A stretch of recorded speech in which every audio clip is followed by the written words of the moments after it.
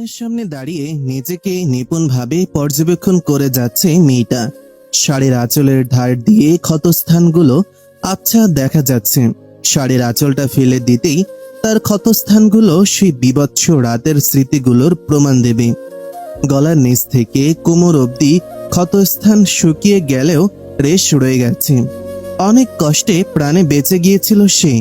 পুরনো বাড়িটার এই একটা রুমে সাক্ষী হয়ে রয়েছে তার কান্না, আর্তনাদ, মনের গহীনে লুকিয়ে থাকা কষ্টের। একজন বলেছিল, ভালোবাসা জিনিসটা কারো কারো কাছে অমৃত তো কারো কাছে বিষ। মেয়েটার ক্ষেত্রে ভালোবাসা জিনিসটা বিষে পরিণত হয়েছে। একটা নামী পরিবারের অন্তরালের দাবার খেলার গুটি ছিল সে। 4 মাস পরও কথাগুলো মনে পড়লে চোখের নোনা পানি ধারা বাধা মানতে চায় না। পেটের দিকে নজর পড়তেই সামলে নেয় নিজেকে সে। আজ 18 সপ্তাহ চলতো যদি বাচ্চাটা বাঁচানো যেত। বাঁচার আশাটুকু শেষ হয়ে গেছে। এখন শুধু অয়ন শিকদারের মুখোমুখি হবার পালা। চোখ মুছে নিজেকে শান্ত করতে করতে বলে উঠল, মৃত মানুষ ফিরে আসে না, প্রাপ্তিও আর ফিরে যাবে না শিকদার ভিলাতে। প্রাপ্তি সেই রাতে মারা গিয়েছে। জন্ম নিয়েছে খুশবু। খুশবু কাঁদবে না। তাকে যে ফিরতে হবে শিকদার ভিলায়। এতদিন যে অয়ন শিকদার তার জীবন নিয়ে খেলেছে, তাকে এখন শাস্তি দেবার পালা। অপরদিকে সন্ধ্যা 7টা বাজে। বইয়ের মতন সাজানো হয়েছে শিকদার ভিলাকে। এঙ্গেজমেন্ট বলে কথা।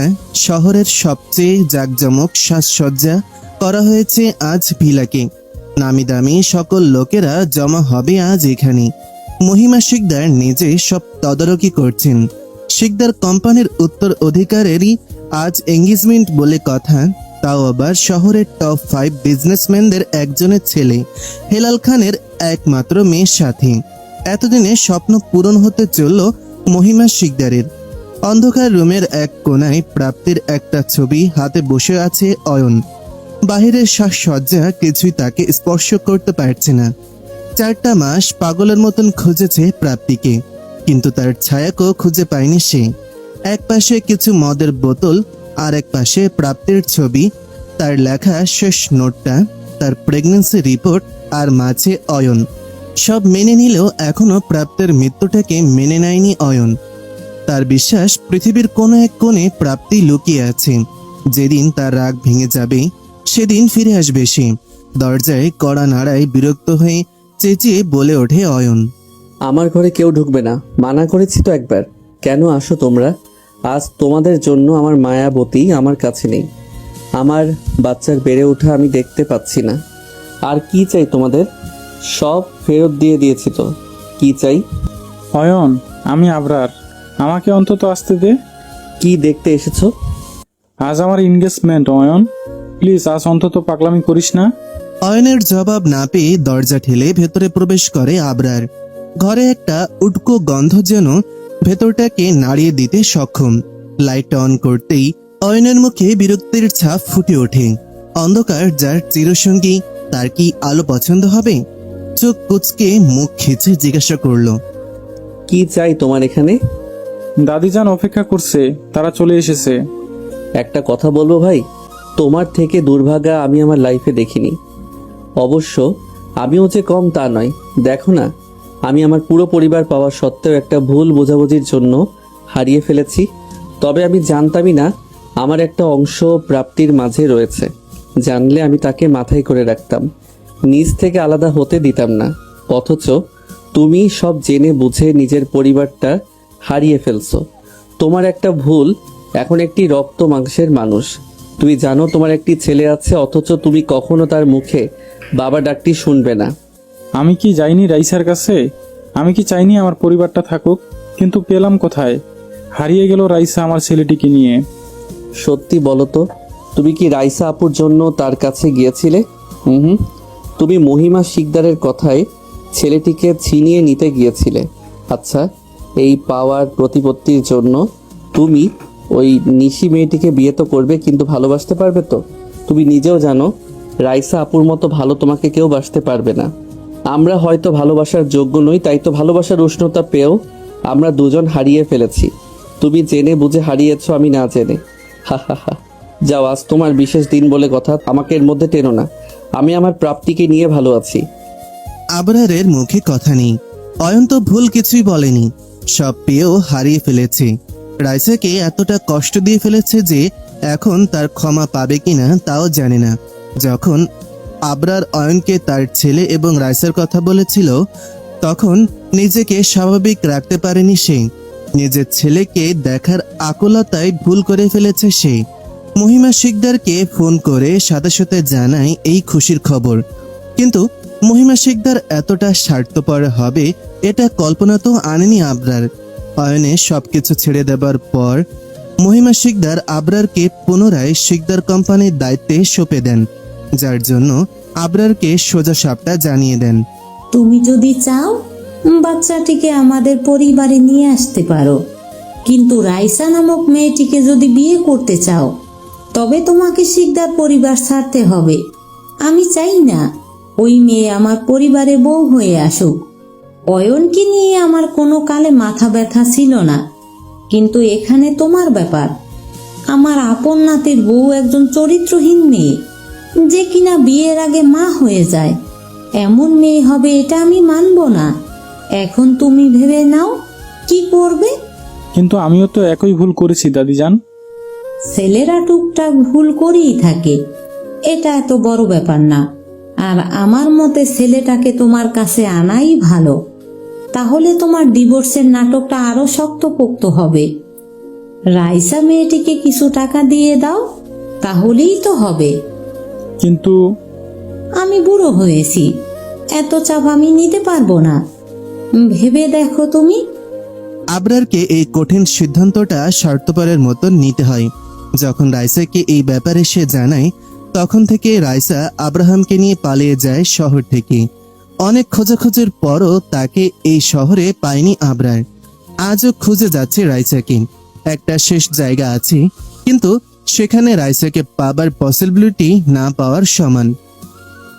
আবরার আজ নিজের সাথে চোখ মেলাতে পারছে না। আজ যদি অয়নের মতন বুকের পাটা থাকতো, সব ছেড়ে ছুড়ে চলে যেত রাইসার কাছে, কিন্তু সেটা তার নেই। সে দাদিজানের হাতের পুতুল। রাইসাকে তার জীবনে ফেরাতে হলে নিজের জায়গায় শক্ত হতে হবে। দাদিজানের হাত থেকে পুতুল নাচের দড়িটা কেড়ে নিতে হলে নিজেকে লোহার মতন শক্ত করতে হবে, যাতে ভারের টানে দড়ি ছিঁড়ে না যায়। এখন এই এঙ্গেজমেন্টের মিথ্যা নাটকটা তাকে চালিয়ে যেতেই হবে, কিন্তু বিয়ে অবধি এই নাটক গড়াতে দেবে না সে। তার জীবনে যদি কোনো নারী আসে, সেটা রাইসা ব্যতীত আর কেউ হবে না। এখন অনেক কাজ বাকি, রাইসাকে পাওয়া বাকি, নিজের পজিশন প্রতিপত্তি বাড়ানো বাকি। আচ্ছা, রাইসা যদি জানে এই এঙ্গেজমেন্টের কথা, তবে কি ও আরো ভুল বুঝবে আবরারকে? অনুষ্ঠান শুরু হয়ে গেছে। নিশি আর আবরার মুখোমুখি দাঁড়ানো। মহিমা শিকদারের মুখে হাসি ধরছে না। নিশি মেয়েটা যথেষ্ট আধুনিক একটা মেয়ে। লেখাপড়া শেষে বাবার ব্যবসায় জয়েন করেছে। এমন একটা মেয়ে তো চাই নিজের নাতিবউ হিসেবে মহিমা শিকদার। আবরার যেন কাঠের পুতুলের মতন দাঁড়িয়ে আছে। তার কোনো আগ্রহ নেই এই মিথ্যা অনুষ্ঠানে। নিশির বান্ধবীরা রিং নিয়ে আসলে রিং সেরেমনি শুরু করেন মহিমা শিকদার। প্রথমে আবরারের হাতে রিং পরিয়ে দেয় নিশি। এবার আবরারের পালা। যেই না আবরার রিং পরাতে যাবে, অমনি ফোনটা বেজে ওঠে। রিং রেখে ফোনে কথা বলতে ব্যস্ত হয়ে পড়ে আবরার। নিশির ব্যাপারটা একদম ভালো লাগেনি। এদিকে ফোন রিসিভ করে যা শুনি, তাতে আবরারের মাথা এক মুহূর্তের জন্য বন্ধ হয়ে যায়। অপর পাশ থেকে আবরারের অ্যাসিস্ট্যান্ট জিহান বলে, স্যার, রাইসা ম্যামকে খুঁজে পাওয়া গেছে, কিন্তু উনি ভালো নেই স্যার। এখানে একজন পরিচিত আত্মীয়র বাড়িতে থাকছেন। একটি সাধারণ প্রাইমারি স্কুলে শিক্ষিকা হিসেবে যোগ দিয়েছেন। কষ্ট করে বাচ্চাটিকে বড় করছেন। ছেলেটির বয়স 7 মাস হতে চলেছে। এখানে সবাই জানে উনি বিধবা। আর সেদিন ওনাকে উত্ত্যক্তও কম করা হয়নি। মাটি কামড়ে এখানে পড়ে রয়েছেন। এখানে ওনার আত্মীয় ছাড়া কেউ থাকে না। উনি প্রায় 55 বছরের একজন মহিলা। ওনার আপন বলতে কেউ নেই। তাই রাইসা ম্যামকে এখানে থাকার পারমিশন দিয়েছেন। স্যার, এখন আমরা কি করব? রাইসাকে যাতে কেউ কোনো রকম ডিস্টার্ব না করে সেটা দেখার দায়িত্ব তোমার। আমি খুব দ্রুত চিটাগাং আসছি। বলে ফোনটা রেখে দেয় আবরার। আজ রাইসাকে এত কিছু সহ্য করা লাগছে, এটা শুধুমাত্র তার জন্য। সেদিন যে ভুল করেছিল আজ সেই একই ভুল সে করবে না। চোখ দুইটা মুছে স্টেজে চলে গেল সে। আবরারকে দেখে মহিমা চৌধুরীর হাসি কিছুটা মলিন হয়ে গেল। তিনি আজ করতে পেরেছেন সামনে আবরার কি করতে যাচ্ছেন। মাইকটা হাতে নিয়ে আবরার ডিসক্লেয়ার করে দিল, আপনাদের দামি সময় নষ্ট করার জন্য আন্তরিকভাবে দুঃখিত। সামনে এমনটা যাতে না হয় সেটাই চেষ্টা করব। আজ এঙ্গেজমেন্টটা হবে না, উই আর সরি। যাওয়ার সময় অবশ্যই খেয়ে যাবেন। Thank you. আবরারের ডিক্লারেশনের পর মহিমা চৌধুরী যখন তাকে কিছু জিজ্ঞাসা করে, সে পাশ কাটিয়ে নিজের রুমে চলে যায়। তাকে প্যাকিং করতে হবে। রাইসাকে একবার যেহেতু খুঁজে পেয়েছে, আর হারাতে দেবে না সে। আবরারের এতটা উদ্ধত্ত দেখে রাগে ফুঁসছেন মহিমা শিকদার। কোনোভাবে হেলাল খানকে বুঝিয়ে শান্ত করলেন তিনি। এতদিনের বন্ধুত্বের খাতিরে উনিও শান্ত হয়ে গিয়েছেন, কিন্তু আবরারের তার সাথে কথা না বলে এমন সিদ্ধান্ত নেওয়াতে অনেক অখুশি হলেন মহিমা শিকদার। রাত 11টা। আবরার, অয়ন এবং মহিমা শিকদার মুখোমুখি বসে রয়েছেন। অয়নের অনিচ্ছা থাকা সত্ত্বেও আবরারের কথায় এই মিটিংয়ে রাজি হয়েছে। নীরবতা ভেঙে মহিমা বেগম বলে উঠলেন, হুট করে কি এমন হলো যে আমার মান সম্মানের তোয়াক্কা না করেই তুমি এই প্রোগ্রামটা নষ্ট করে দিলে? তুমি জানো আমি কতটা অপমানিত হয়েছি? হেলাল আমাকে সম্মান করে তাই কিছু বলেনি। এখন কি আমি জানতে পারি কি এমন হয়েছে? আমি কাল চিটাগাং যাচ্ছি। ওখানে একটা খুব বড় ইস্যু হয়ে গেছে। আমাদের প্রজেক্ট অর্ধেক কাজেই থেমে গেছে। তাহলে সেটা অয়ন হ্যান্ডেল করবে। তাতে কি খুব কিছু যায় আসবে? যায় আসবে। মানুষের জানা উচিত শিকদার কোম্পানির মালিক আমি, অয়ন নয়। এই 1 বছরেরও বেশি আমি ছিলাম না। সবাই অয়নকেই এই কোম্পানির হেড মেনে নিয়েছে। আমি যেন কিছুই পারি না। আমি চাই এই ইস্যুটাকে আমি হ্যান্ডেল করি। আপনার যদি এতে আপত্তি থাকে আমি কিছু বলবো না। মহিমা শিকদার আবরারের কথা শুনে মনে মনে খুশি হন। তার মুখে প্রশান্তির হাসি ফুটে ওঠে। অপরদিকে অয়নের মুখেও বাঁকা হাসি ফুটে ওঠে। অয়ন খুব ভালো করে বুঝতে পারে প্রজেক্টের জন্য এভাবে ছুটে যাওয়ার মানুষ আবরার নয়। আবরার আবার বলে ওঠে, এতদিন অয়ন এখানে সামলে এসেছে, এতেও কোনো বড় ইস্যু এখানে নেই। তাই এই 1 মাস অয়ন সামলাতে পারবে। আপনি 2 মাস সময় ওনাদের কাছে নিয়ে নেন। আমার উপর ভরসা রাখেন, আমি আপনার বিশ্বাস ভাঙবো না। এই না হতো আমার নাতি। আমি ওনাদের সাথে কথা বলে নিব আর অয়নকে বলে রাখি। ভেবে নাও এখানে দায়িত্ব তোমাকে দেওয়া হচ্ছে বলে তুমি সব সিদ্ধান্ত নিতে পারবে। এই 1 মাস তুমি আবরারের সাব ইউনিটি হিসাবেই থাকবে। মহিমা শিকদারের কথা শুনে মুচকি হেসে অয়ন বলে, আমি তো সবসময় ভাইয়ের সাবস্টিটিউটই ছিলাম, এত ভাববেন না। আমার যদি আর কোনো কাজ না থাকে আমি কি রুমে যাব? যাও। অপরদিকে দরজায় কড়া নাড়লে প্রাপ্তির ঘুম ভেঙে যায়। ঠুলুঠুলু চোখে দরজা খুলতেই দেখে বাইরে নিশান দাঁড়ানো। নিশান সেই ব্যক্তি যার গাড়িতে সেই রাতে প্রাপ্তির অ্যাক্সিডেন্ট হয়েছিল। একজন শোভাকাঙ্ক্ষী বন্ধুর মতন নিশান প্রাপ্তিকে আগলিয়ে রেখেছে এই 4টা মাস। প্রাপ্তির অতীত সম্পর্কে সে কিছুই জানে না। প্রাপ্তি যখন বেঁচে উঠেছিল তখন তার অতীত জানার অনেক চেষ্টা করেছিল নিশান, কিন্তু প্রাপ্তির একটাই কথা, তার কিছুই মনে নেই। তাই আর ঘটায়নি সে। তার নাম দেয় খুশবু।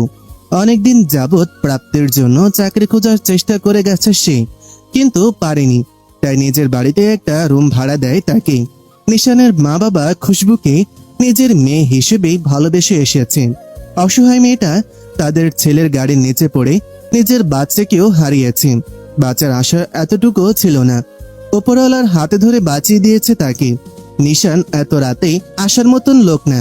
হুট করে এত রাতে তাকে দেখে খুবই অবাক হয় প্রাপ্তি। আপনি এত রাতে? তোমাকে ডিস্টার্ব করার জন্য সরি। আসলে আমার এক বন্ধুর ফোন এসেছিল। তোমার চাকরির ব্যবস্থা সে করে দিতে পারবে, কিন্তু তোমাকে ঢাকা যেতে হবে। আনোয়ার কোম্পানি অ্যান্ড লিমিটেড এর মেইন অফিসে একটা পোস্ট ফাঁকা আছে। আমার বন্ধু ওখানে চাকরি করে। ও তোমার সিভি জমা দিয়ে দিয়েছে। ওরা পরশু ইন্টারভিউ নেবে। তুমি কি যাবে? আচ্ছা, আমার কোনো সমস্যা নেই। এমনিতেও আমি ঢাকা যেতে চেয়েছিলাম। অতীতের কিছু প্রশ্নের উত্তর যে আমার চাই। তোমার কি কিছু মনে পড়েছে? না, তবে ওখানে যেহেতু আমার অতীত, তাই সেখানে গেলেই উত্তরগুলো পাবো। বেশ, আমি কাল তোমাকে নিয়ে যাব। এতদিন আমাকে আশ্রয় দেবার জন্য ধন্যবাদ। এটা আমার দায়িত্ব ছিল। আচ্ছা, একটা কথা জিজ্ঞেস করবো? করুন। তোমার হাজবেন্ডকে যদি খুঁজে না পাও তুমি কি তোমার জীবন নতুন করে শুরু করবে না? আমি জানি না, আমার প্রশ্নের উত্তরগুলো না পাওয়া অবধি আমি সত্যি জানি না কি করব। এতদিন তোমাকে বলিনি, তবে আজকে কিছু জিজ্ঞেস করবো, উত্তর দেবে? জি বলুন। যদি কোনোদিন অতীতকে প্রত্যাখ্যান করো, তবে কি আমি তোমাকে ভবিষ্যতে মানতে পারবো? আজ উত্তর দিতে হবে না, তুমি ভেবেচিন্তে উত্তর দিও। আমি কিছু ভাবিনি এই ব্যাপারে। প্লিজ ভেবে দেখো। বলে নিশান বেরিয়ে যায়। প্রাপ্তি তখনও সেখানে দাঁড়িয়ে রয়েছেন।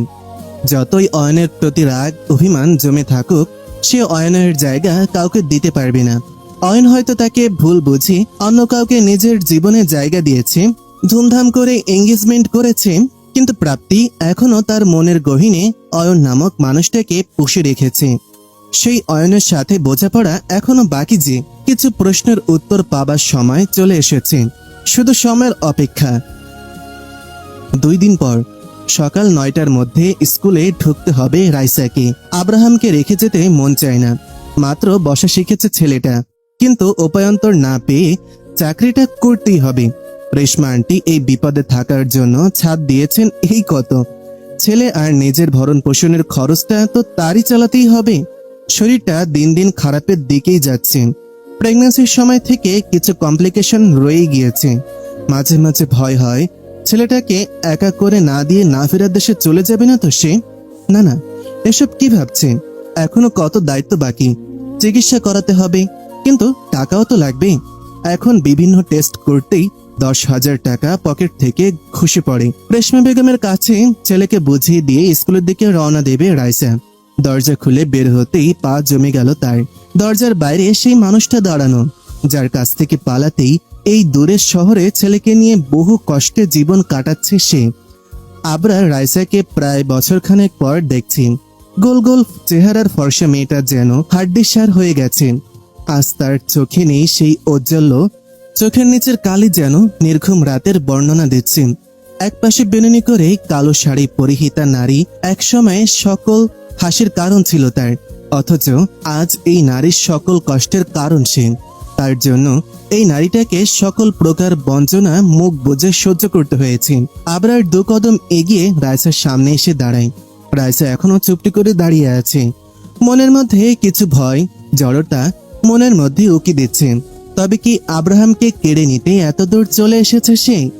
আবরার নীরবতা ভাঙতেই বলে উঠল, কেমন আছিস রাইসু? কথা বলবি না? ভয় নেই, ছেলেকে নিতে আসিনি, বরং মা ছেলে দুজনকেই একসাথে নিয়ে যেতে এসেছি। বড্ড দেরি করে ফেলেছি, তাই না রে? অনেক ভুল করেছি, হয়তো সেই ভুলের ক্ষমা হয় না, কিন্তু এই একটা বছর আমি যা বুঝেছি তা হলো আমার তোকে দরকার, খুব করে দরকার। তুই যে আমার রক্তে মিশে আছিস রাইসা, আমার তোকে ছাড়া চলবে না। এই কয়েক মাস পাগলের মতো খুঁজেছি তোকে, আমি সেদিন বাধ্য ছিলাম, আজ নই। আমি তোর কাছ থেকে আব্রাহামকে কখনো কেড়ে নিব না, আমার যে আমার পুরো পরিবার চাই।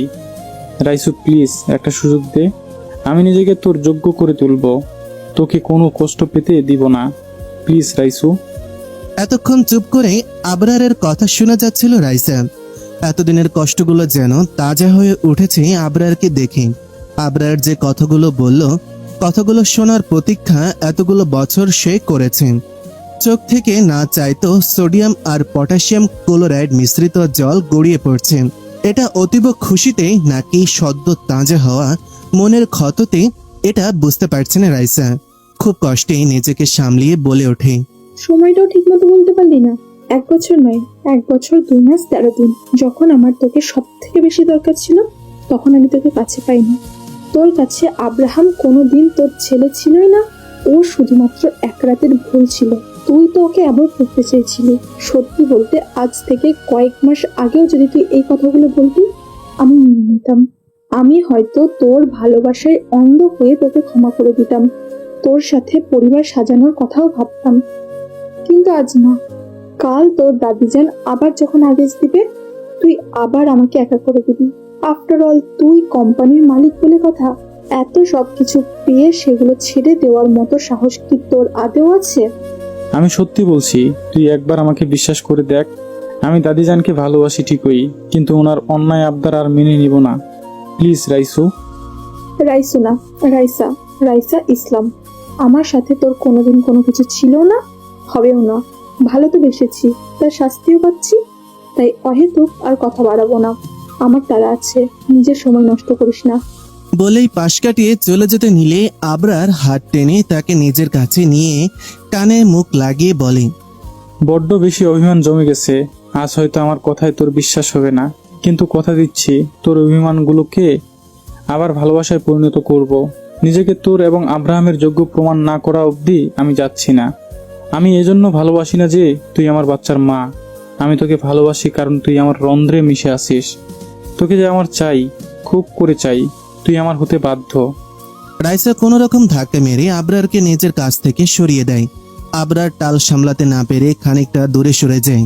রাইসার আগে গজগজ করতে করতে বলে, নিজের পাওয়ারের গরম অন্যখানে দিস, আমার কাছে না। কিসের বাধ্য? আমি তোর কাছে কোনো কিছুর জন্য বাধ্য নই। আজ স্পষ্ট শুনে রাখ, আমার জীবনে তোর অস্তিত্ব নেই। আমি তোকে ভালোবাসি না। চলে যা এখান থেকে প্লিজ। সেটা সময় বলে দিবে।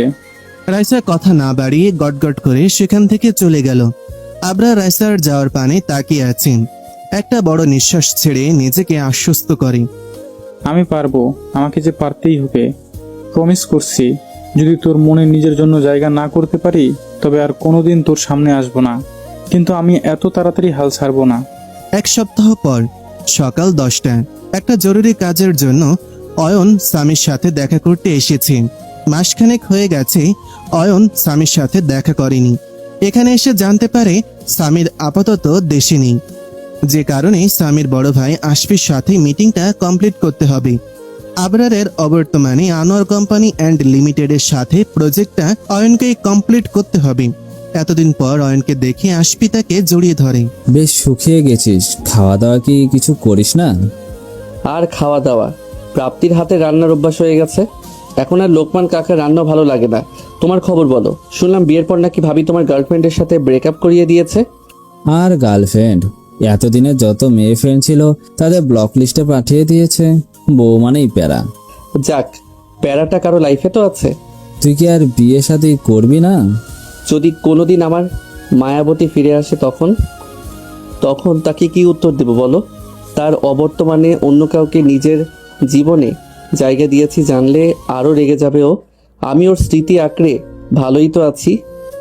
সত্যি ভালো আছিস তো? তুমি কি কথাই বলবে নাকি মিটিং শুরু করবে? আচ্ছা আচ্ছা, চল। অপরদিকে এক সপ্তাহ হতে চলেছে। নিশানের বন্ধুর সাহায্যে এই কোম্পানিতে জব পেয়েছে প্রাপ্তি। একজন কলিগ সামিয়ার সাথে একটা ছোট্ট বাসায় থাকছে সে। মেয়েটা খুব ভালো। একা একা এত ভাড়া দেওয়াটা কষ্টকর হয়ে গিয়েছিল, তাই প্রাপ্তিকে তার সাথে থাকতে প্রস্তাব দেয়। শহরে অন্য কোথাও থাকাটাও সুবিধার মনে হচ্ছিল না দেখে প্রাপ্তিও রাজি হয়ে যায়। প্রতিদিনের মতন নিজের ডেস্কে বসে কাজ করছিল, তখন প্রাপ্তির সিনিয়র এসে জানায়, খুশবু, তোমাকে বস ডাকছে মিটিং রুমে। কাল যে তোমাকে ফাইলটা দিয়েছিলেন ওটাও সাথে নিয়ে যেও। ফাইলটা কমপ্লিট হয়েছে।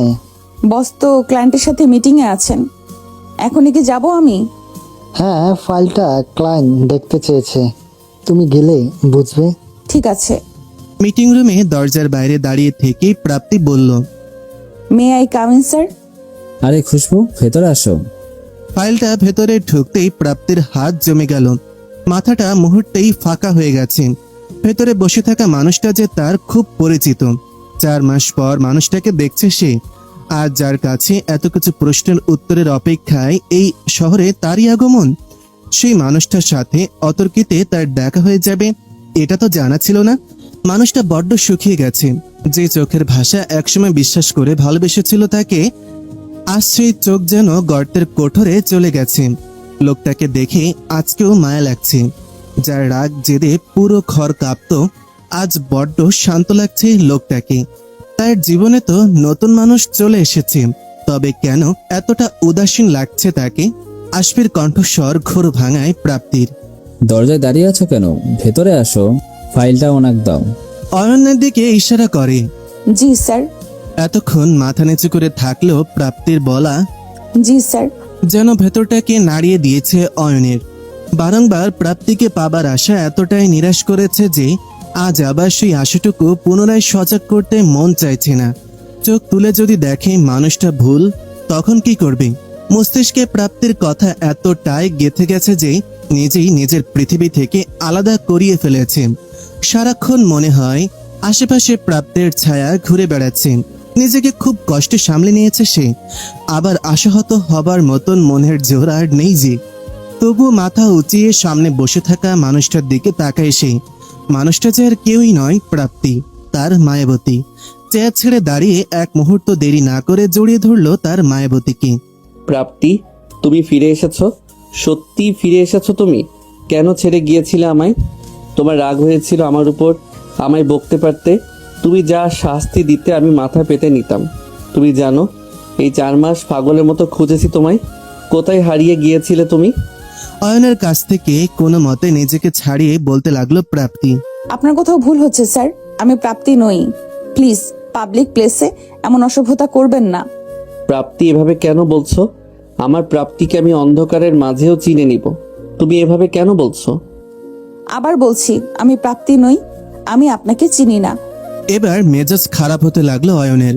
প্রাপ্তি কেন নিজেকে তার থেকে আড়াল করতে চাইছে? এতটা রাগ জমে আছে যে সে অয়নকে চিনতে চাইছে না। নিজেকে সংবরণ করে অয়ন আবার প্রাপ্তির কাছে যায়। তার হাত দুইটা প্রাপ্তির গালে আলতো করে ছুঁয়ে বলে, প্রাপ্তি, তুমিও জানো আমিও জানি তুমি আমার প্রাপ্তি। তাহলে কেন অস্বীকার করছো তুমি? রাগ হচ্ছে বলতে পারো।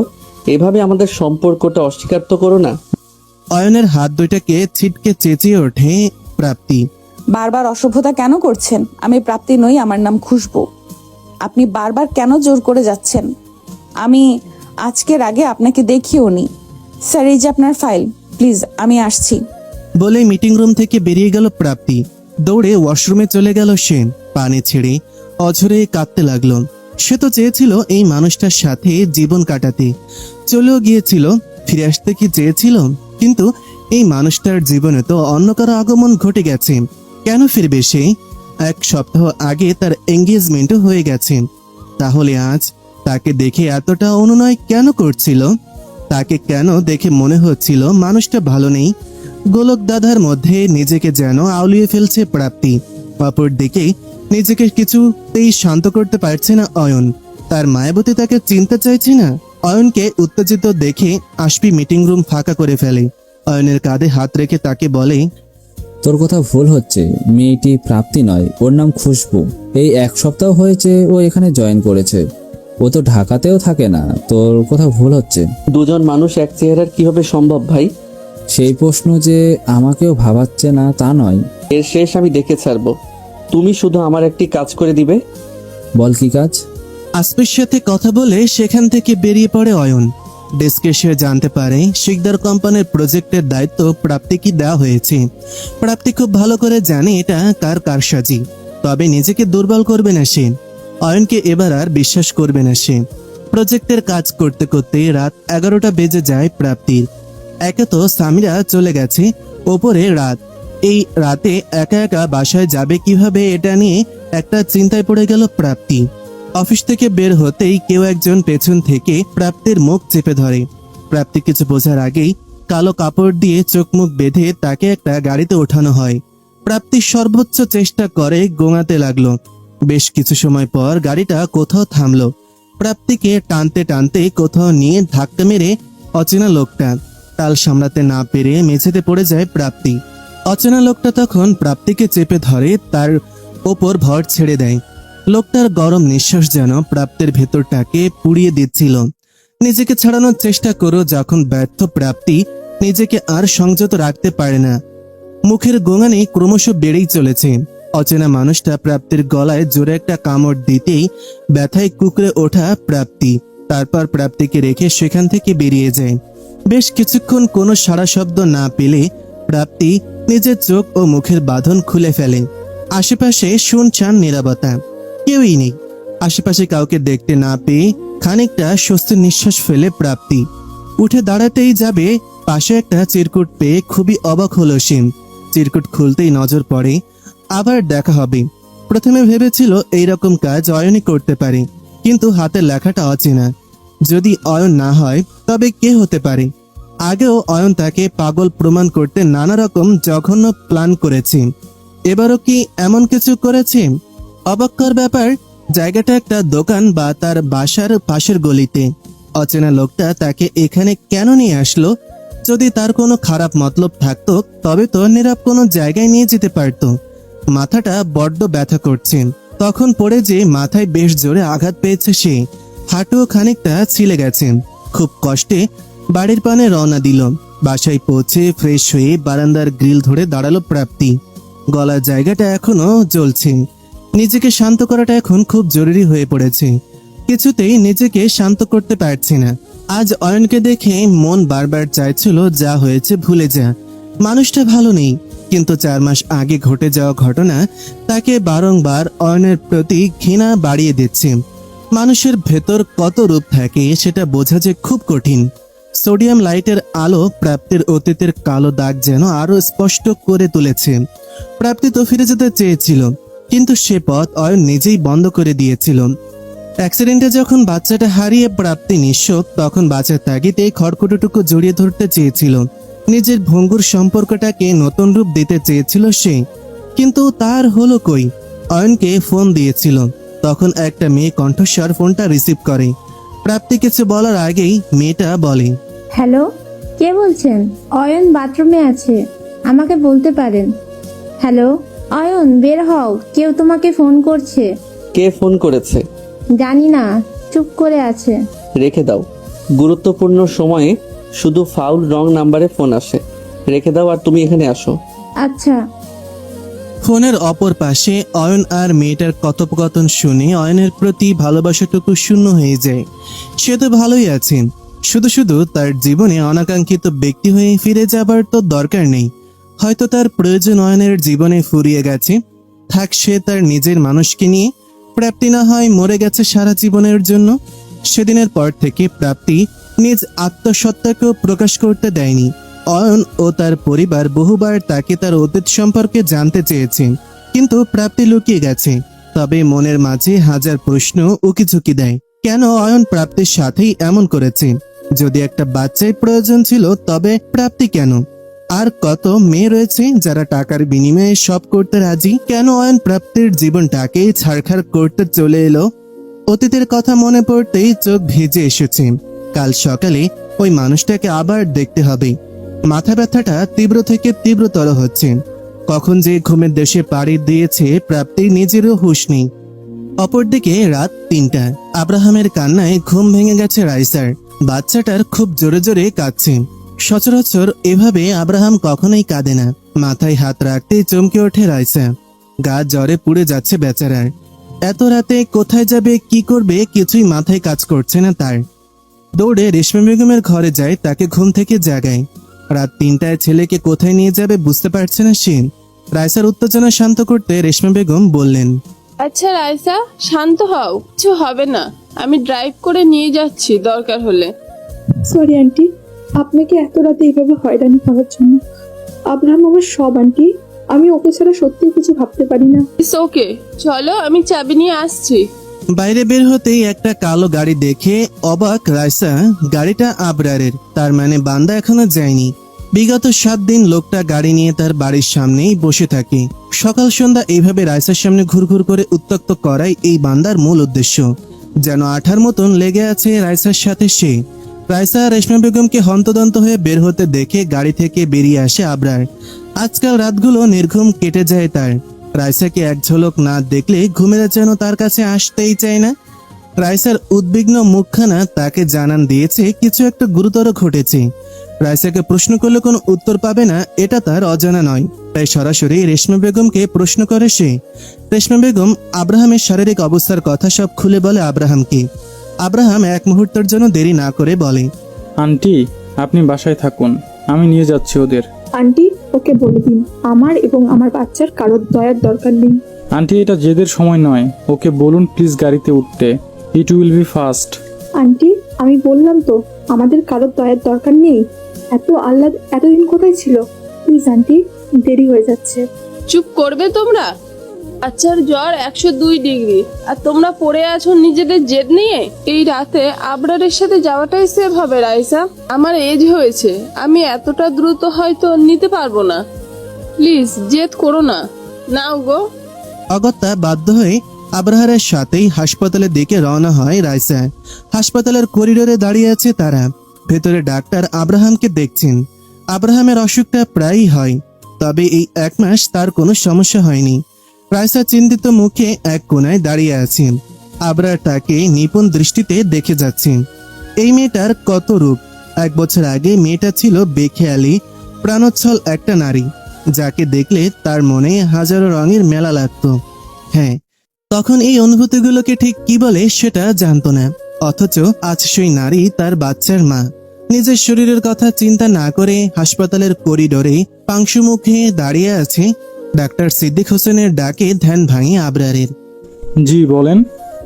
বাবুর বাবা মা কি আপনারাই? জি বলেন। আমার কেবিনে আসুন, কিছু কথা বলার আছে। চিন্তিত মুখে মুখোমুখি বসা ডাক্তার সিদ্দিক এবং রাইসা আবরার। ডাক্তারের হঠাৎ কেবিনে ডাকাই তাদের চিন্তায় ফেলে দিয়েছে। আচ্ছা, বাবুর ইমিউনিটি যে খুবই দুর্বল, সেটা কি আপনারা জানেন? জি, ও প্রি ম্যাচিওর বেবি ছিল। কি হয়েছে ডক্টর? আপনারা বাবা মা, তাই আপনার কাছ থেকে কিছুই লুকাবো না। বাবুর হার্টে কিছু কমপ্লিকেশনস আছে। আমার যতদূর ধারণা, বাবুর প্রিম্যাচুরিটি এবং ম্যালনিউট্রিশনের কারণে হার্টের প্রবলেমটা হয়েছে। আমি কিছু টেস্ট করিয়েছি, কাল রিপোর্ট আসবে, তাহলে আরো ক্লিয়ার হতে পারবো। ওর যখন বার্থ হয়েছিল কিছু কমপ্লিকেশন ছিল, কিন্তু ডক্টর তো বলেছিল এভরিথিং ইজ অলরাইট। তাহলে আসলে এসব প্রবলেমগুলো তখন হয়তো ধরা পড়েনি, ধীরে ধীরে প্রকাশ পাচ্ছে। আর বাবু বার্থ টাইমে সিরিয়াস ম্যালনিউট্রিশনে ভুগেছে। প্রিম্যাচুরিটির জন্য এই প্রবলেমগুলো আরো সিরিয়াস রূপ নিয়েছে। এখন এটার চিকিৎসা কি ডক্টর? দেখুন, বেবি অনেক ছোট, 7 মাস বয়সে বাইপাস করা পসিবল নয়। তবে কালকে রিপোর্টস আসলে আমি মেডিসিন দিতে পারি। আর ওর বয়স 6-7 হলে বিদেশে নিয়ে হার্টের একটা ছোট অপারেশন করলে হবে, ইফ নেসেসারি। ডোন্ট ওয়ারি, আল্লাহ এত মাসুম বাচ্চার কিছু হতে দিবে না ইনশাল্লাহ। তবে হ্যাঁ, বাবুকে কোনো রকম মেন্টাল স্ট্রেস দেওয়া যাবে না, এটা মাথায় রাখতে হবে। ডক্টরের কেবিন থেকে বেরিয়ে রাইসা কান্নায় ভেঙে পড়ল। আব্রাহাম তার একমাত্র বাঁচার আশা। এতটুকু বাচ্চার শরীরের এই অবস্থা শুনে কিছুতেই নিজেকে শান্ত রাখতে পারছে না সে। আবরার আজ একজন হতভাগ্য বাবা। আজ তার ভুলের জন্য তার ছেলে এতটা কষ্ট পাচ্ছে। সবকিছুর জন্য একমাত্র সেই দায়ী। এতটুকু বাচ্চার নাকি হার্ট ডিজিজ। না জানি কত কষ্ট তাকে বয়ে বেড়াতে হচ্ছে। রাইসার অবস্থা দেখে ভেতরে ভেতরে ক্ষতবিক্ষত হয়ে যাচ্ছে সে। কেবিনের বাইরে থেকে উকি মারলে আব্রাহামের মাসুম চেহারা দেখতে পারে আবরার। স্যালাইন দিয়ে রাখা হয়েছে তাকে। না চাইতে আজ আব্রাহাম কাঁদছে।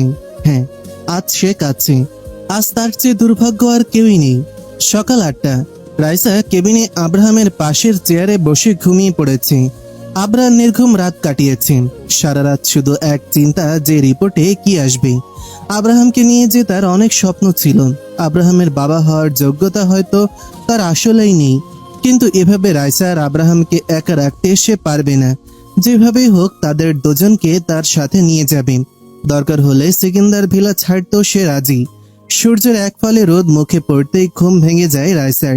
চোখ খুলতেই দেখতে পায় আব্রাহামকে আদর করছে আবরার। এই দৃশ্যটা এতদিন শুধু কল্পনাই করেছে, তবে আজ তা বাস্তবতায় পরিণত হয়েছে। চুপটি করে ছেলেটা বাবার আদর খাচ্ছে। ভোরের দিকে ছেলেটার জ্বর কমেছে। এখন স্যালাইন খুলে দিয়েছে। আচ্ছা, আব্রাহামের তো অধিকার বাবার ভালোবাসা পাওয়ার। নিজের রাগ জেদের জন্য কি আব্রাহামকে তার বাবার থেকে দূরে করে দিচ্ছে? ডাক্তার বলেছেন কোনো মেন্টাল প্রেশার ওকে দেওয়া যাবে না। আব্রাহামের ভবিষ্যতের কথা ভেবেও আবরারকে দ্বিতীয় সুযোগ দেওয়া উচিত রাইসার।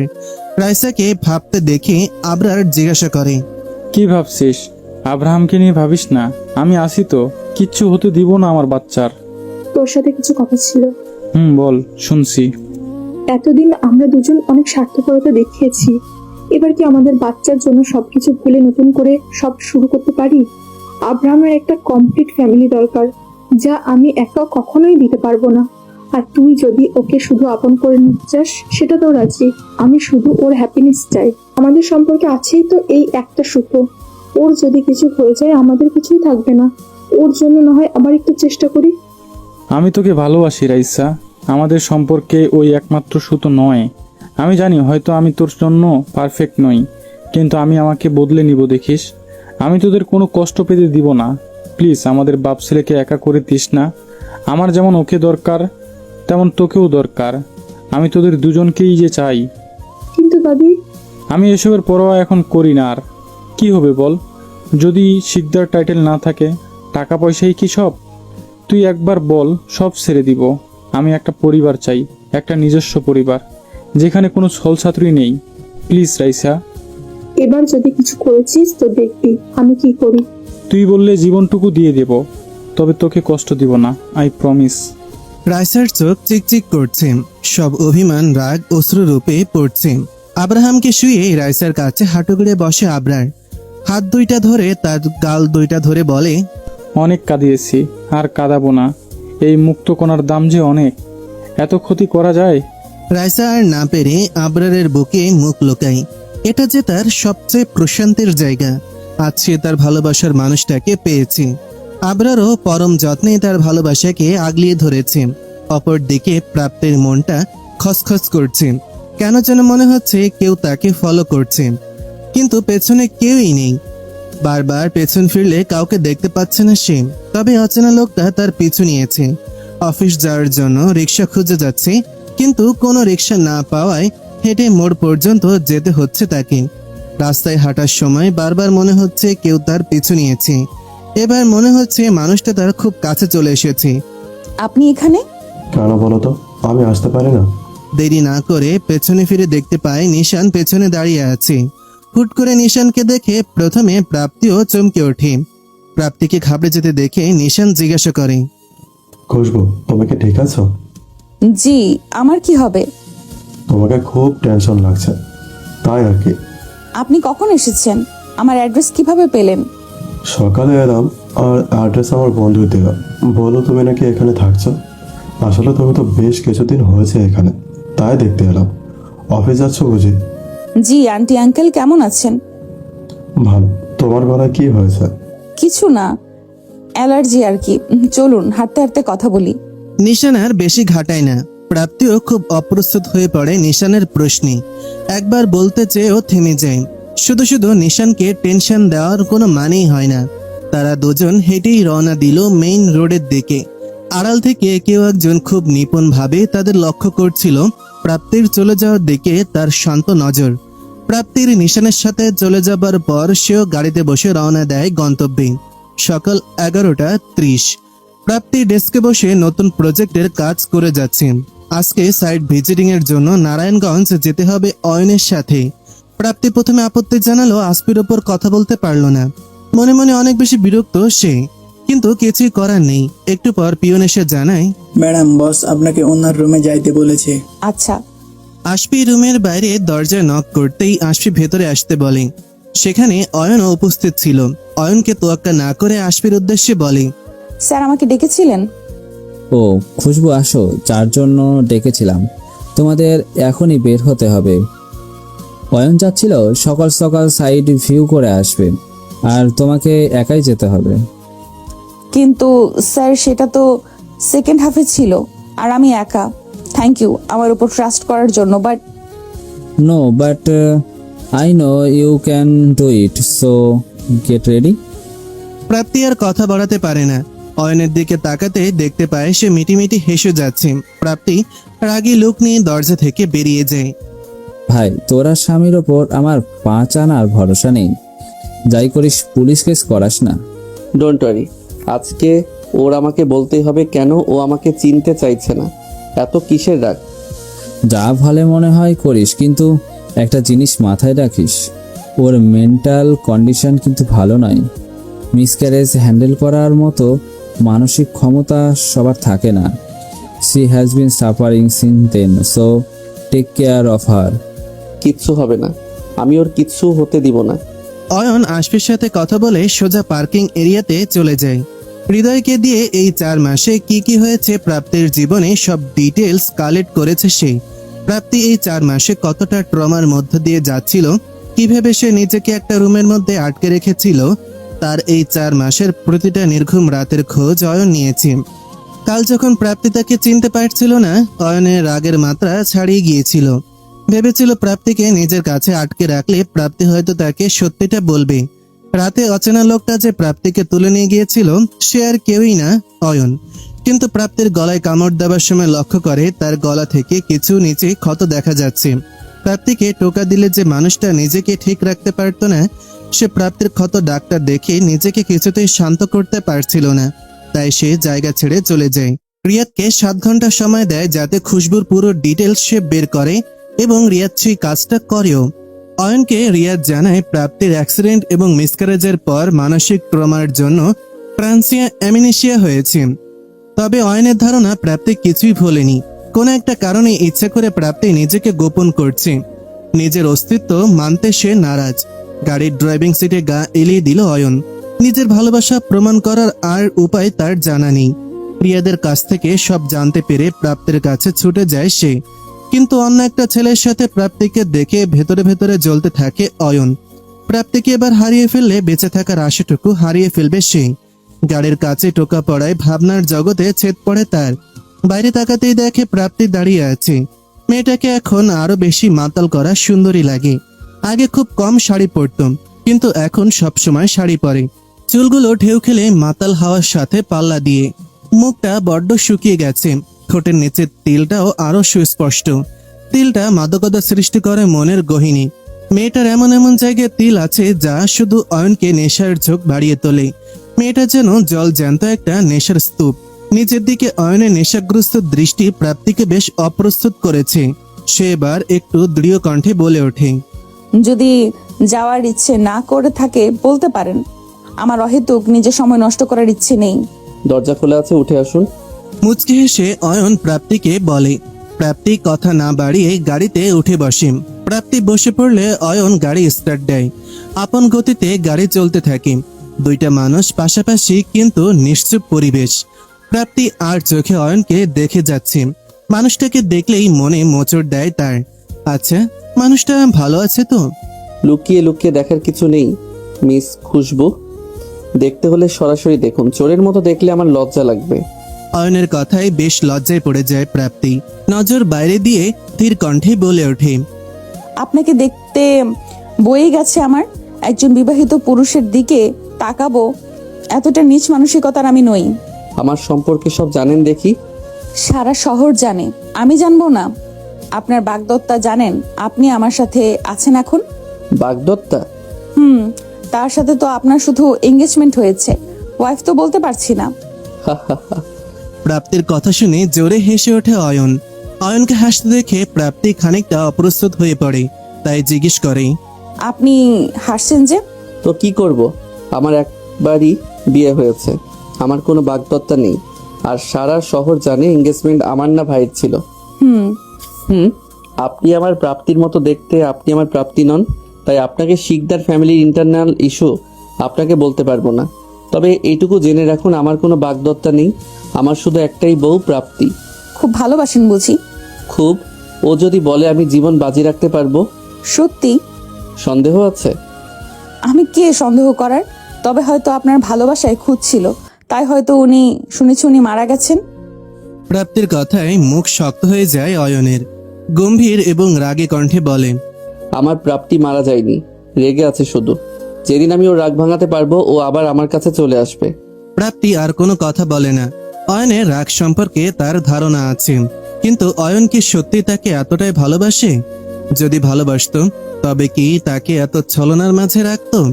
একবার তাকে খোঁজার চেষ্টা করতো না? তার অবর্তমানে অন্য একটা মেয়ের সাথে ঘনিষ্ঠতায় জড়াতো। যদিও তার এঙ্গেজমেন্ট হয়নি, কিন্তু এগুলো তো এড়ানো যায় না। এসব ভাবতে ভাবতে কখন ঘুমিয়ে পড়ে তার হুঁশ থাকে না প্রাপ্তির। রাত 9টা। মাঝ রাস্তায় দাঁড়িয়ে রয়েছে প্রাপ্তি এবং অয়ন। কাজ শেষে ঢাকায় ঢোকার পথে রওনা দেয় তারা, কিন্তু মাঝ রাস্তায় গাড়ি নষ্ট হয়ে যায় অয়নের। একে তো রাত, তার ওপর রাস্তায় তেমন ট্রান্সপোর্টও নেই যাতে ওরা ঢাকায় যেতে পারে। উপায়ন্ত না পেয়ে অয়ন প্রাপ্তিকে বলে, আমার ভিলা পাশেই আছে, বেশি না 20 মিনিটের রাস্তা। তোমার আপত্তি না থাকলে আমরা সেখানে থাকতে পারি। আপনার মাথা ঠিক আছে? আমি বাসায় যাব ব্যাস। কিভাবে যাবা? না, তুমি আমাকে বলো কিভাবে যাবা। ওয়ে থাকলে আমি নিজে তোমাকে নিয়ে যেতাম, কিন্তু উপায় কোথায়? আর কোনো ওয়ে নেই? না, এত রাত আমি মেকানিক পাবো না। কাল সকাল অবধি এখানে থাকার থেকে ভিলায় আরামসে থাকাটা অনেক বেশি ভালো বলে আমার মনে হয়। আর বৃষ্টি আরম্ভ হবে এক্ষুনি। তুমি থাকতে চাইলে আমার সমস্যা নেই, তবে আমি এখানে রাত কাটাবো না। ঠিক আছে, চলুন। অয়ন মুচকি হেসে রাস্তায় হাঁটা শুরু করলো। প্রাপ্তিও পিছু পিছু ধীর পায়ে হাঁটতে লাগলো। ভিলায় পৌঁছাতে পৌঁছাতে বৃষ্টি শুরু হয়েছে। গগন বিদারী আওয়াজে মেঘ ডাকছে। ভিলায় যে প্রাপ্তিকে একটা রুম দেখিয়ে দেয় অয়ন। ফ্রেশ হয়ে বারান্দায় দাঁড়ায় প্রাপ্তি। বৃষ্টির ছিটা প্রাপ্তির মুখ ভিজিয়ে দিচ্ছে। আজ প্রাপ্তির মাঝেও উন্মাদনা ছোঁয়া লাগছে। খুব ইচ্ছে হচ্ছে বৃষ্টিকে আলিঙ্গন করতে। ঠান্ডা বাতাস আরো উন্মাদনা সৃষ্টি করেছে। আজ ভিজতে ইচ্ছে করছে প্রাপ্তির। মন উজাড় করে বৃষ্টির কাছে নিজেকে সঁপে দিতে ইচ্ছা করছে। তাই আর নিজেকে আটকে না রেখে রওনা দেয় ছাদের দিকে সে। বেশ কিছুক্ষণ ভেজার পর এক জোড়া উষ্ণ হাত তাকে পেছন থেকে আলিঙ্গন করে। শীতল শরীরে উষ্ণ হাতটা যেন ভালোবাসার উষ্ণতা বাড়িয়ে প্রাপ্তির প্রতিটা লোম কষে পৌঁছে দিচ্ছে। পিছন ফিরে দেখে নেশাগ্রস্ত চোখে অয়ন তাকে দেখছে। অয়নের কাছে প্রাপ্তিকে কোনো অপসরা চেয়ে কম লাগছে না। ভেজা ঠোঁট জোড়া ছুঁয়ে দেওয়ার অদম্য ইচ্ছা তাকে মাতাল করছে। মাঝে মাঝে পুরুষের পক্ষে নিজেকে আটকে রাখা বড্ড কঠিন। নিজেকে সামলানোর ব্যর্থ চেষ্টায় অয়ন হার মেনে নেয়। প্রাপ্তিও যেন একটা ঘোরের মাঝে আছে। আজ বৃষ্টি যেন মাতাল করে তুলছে দুইটা হৃদয়কে। অয়ন প্রাপ্তিকে নিজের খুব কাছে নিয়ে আসে। শুধু দুজনের হৃৎপিণ্ডের ধুকপুকানি আর প্রকৃতির মাতাল শব্দ শোনা যাচ্ছে। অয়ন প্রাপ্তির কাছে আসতেই জোরে আকাশ ডেকে ওঠে। প্রাপ্তি ভয়ে আরো জোরে অয়নকে জড়িয়ে ধরে। আকাশের গর্জনে প্রাপ্তির বরাবরই ভয়। বজ্রপাতের শব্দ যতই বাড়ছে ততই ভয়ে অয়নের বুকে ছিটিয়ে আছে সে। অয়ন মুচকে হেসে আরো নির্লিপ্ত ভাবে জড়িয়ে ধরছে প্রাপ্তিকে, যেন ছেড়ে দিলেই পালিয়ে যাবে। আজ 4 মাস পর তার খালি হৃদয় পূর্ণতা পেয়েছে। কিছু সময় পর প্রাপ্তির হুঁশ ফিরে। এতক্ষণ ঘোরের বসে কি করছিল সে? সম্মিত ফিরলে অয়নকে ধাক্কা মেরে চলে যেতে নিলে অয়ন হাত টেনে নিজের কাছে নিয়ে আসে তাকে। কানে মুখ লাগিয়ে বলে, নেশা ধরিয়ে পালিয়ে যাচ্ছ? আমি ইচ্ছে করে করিনি, ছাড়ুন। ছেড়ে দিলে তো পালিয়ে যাও। এই 4 মাস একা একা জীবনটাকে বইতে বইতে আমি ক্লান্ত, আর পারছি না প্রাপ্তি। আমি শেষবার বলছি, আমি প্রাপ্তি নই, প্রাপ্তি নই। একটা কথা কতবার বলবো, আমি খুশবু। চেঁচিয়ে উঠল প্রাপ্তি। এক নিঃশ্বাসে কথাগুলো বলে চলে যেতে নিলে অয়ন বলে ওঠে, আমি সব জানি প্রাপ্তি। আমার সামনে অন্তত তোমার এই নাটকগুলি করতে হবে না। তুমি প্রাপ্তি, তার সম্পূর্ণ প্রমাণ আমার কাছে আছে। তোমার মিসক্যারেজ হয়েছে। প্রাপ্তি যখন আমাকে ছেড়ে যায় তখন সে প্রেগনেন্ট ছিল। এ থেকে কিছুই প্রমাণ হয় না।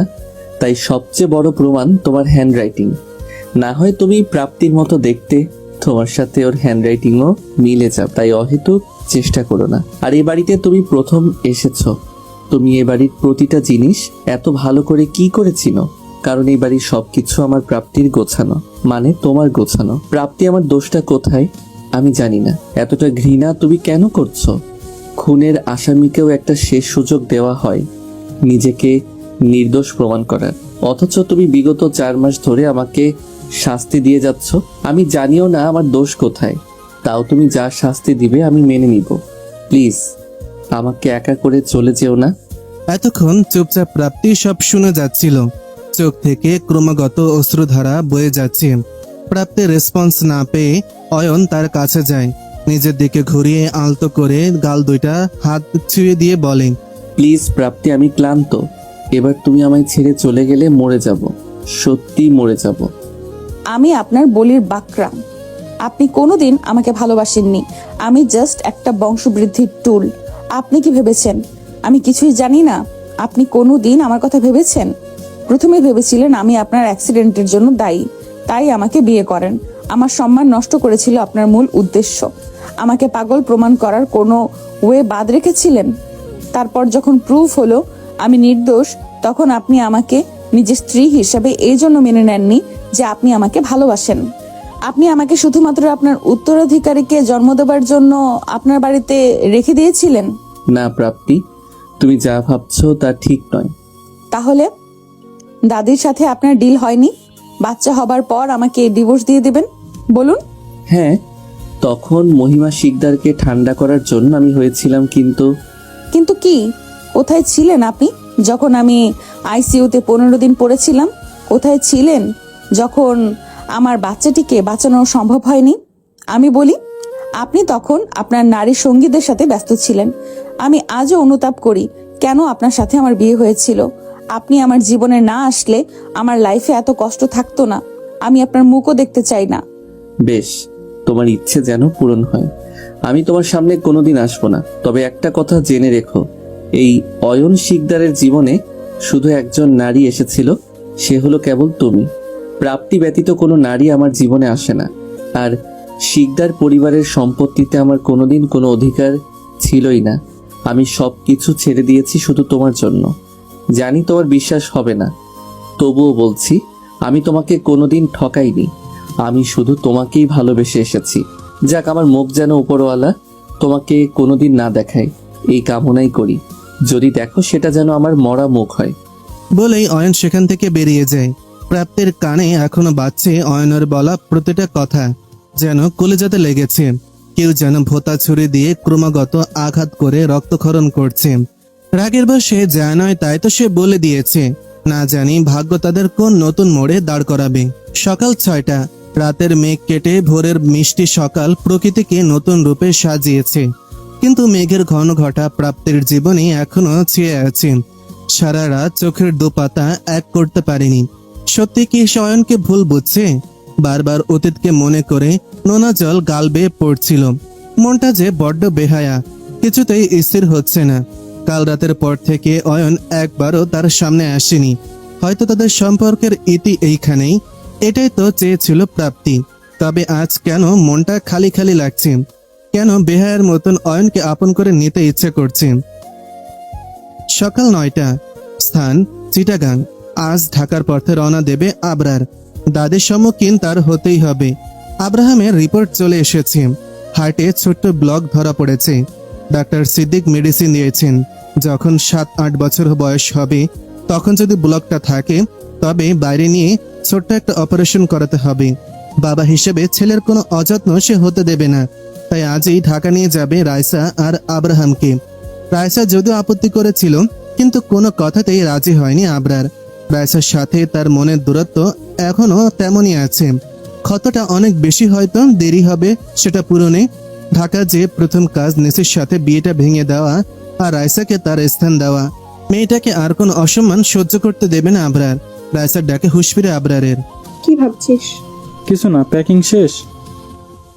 আবারও ভেবে দেখ আবরার, আমার মনে হচ্ছে আমাদের ঢাকায় নিয়ে যাওয়াটা ভালো ডিসিশন নয়। নিজের পরিবারকে নিজের কাছে নিয়ে যাওয়াটা আমার মনে হয় না অন্যায়। আর কাল রাতেই আমি জানিয়ে দিয়েছিলাম আমি তোদের ছাড়া ঢাকা ফিরছি না। কিন্তু চুপ, আর যেন একটা কথা আমি না শুনি। রাইসার কাছে সে দুহাত দিয়ে তার গালকে আলতো করে ছুঁয়ে কপালে উষ্ণ পরশ দেয় আবরার। তারপর বলে, ভালোবাসি তোকে, এই শেষবার বিশ্বাস করে দেখ। তোদের নিরাশ করব না, আই প্রমিস। হয়তো তোদের বিলাসিতা দিতে পারবো না, কিন্তু তোদের কোনো কিছুর কমতি হতে দেব না। শুধু তুই আমার পাশে থাকবি। সব সময় থাকবো। আমি জানি তুই ঠিক একজন আদর্শ বাবা হয়ে উঠবি। আমি শুধু আদর্শ বাবা নয়, আদর্শ স্বামীও হতে চাই। জানি তোর ক্ষত হৃদয়টায় আবার জায়গা করে নিতে সময় লাগবে, কিন্তু আমি হার মানছি না। আমাকে এই শেষ সুযোগটা দিবি রাইসা? বিয়ে বলিস? এইবার কিন্তু আমি কোনো ছাড় দিব না। এই রাইসা কিন্তু অনেক গভীর, তলিয়ে যেতে পারি। সব চলবে, শুধু তোর মাঝে নিজেকে হারাতেও রাজি আমি। রাইসা মুচকি হেসে আবরারকে জড়িয়ে ধরে। আবরারও পরম আদরে তাকে শক্ত করে জড়িয়ে ধরে, যতটা শক্ত করে ধরলে একে অপরের সাথে মিশে যেতে পারে। সকাল 11টা, প্রাপ্তি ফ্রেশ হয়ে নিচে নেমে আসে, কিন্তু অয়নকে কোথাও পায় না। কাজের লোকদের জিজ্ঞাসা করলে তারাও কিছু বলতে পারে না। কিছুক্ষণ পর অচেনা নাম্বার থেকে প্রাপ্তির ফোন আসে। ফোনটা ধরতেই গলাটা বেশ পরিচিত লাগে। হ্যালো। হ্যালো প্রাপ্তি ম্যাডাম। রিয়াদ?